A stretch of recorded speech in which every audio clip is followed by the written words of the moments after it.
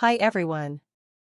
In this video, you will learn on how to open Command Prompt as administrator in Windows 11, 10, 8, and 7. Many times opening the command prompt as a regular user fulfills your need.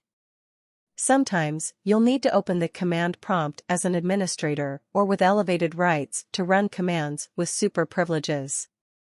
Windows 11/10/8/7 offers various ways to open the command prompt, and with these methods, you can open the command prompt with admin privileges. In this video, we will guide you with 2 easy methods to open an elevated command prompt. How to open command prompt as administrator using Start menu. To open the command prompt with an administrative privilege, click the Start menu on Windows October 11th, or Start screen in Windows 8 7th, and type command prompt. From the available search results, right-click on the command prompt and choose Run as administrator. If the user account control window asks for permission to continue, click Yes. Once you complete the above steps, administrator, command prompt window will open.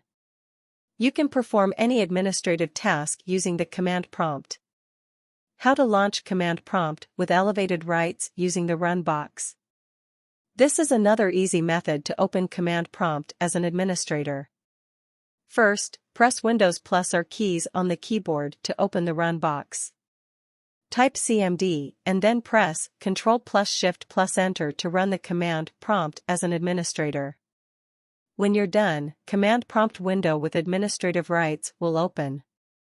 Both these methods works well in Windows 7, 8, 10, and 11 operating systems. Bye. See you on next video.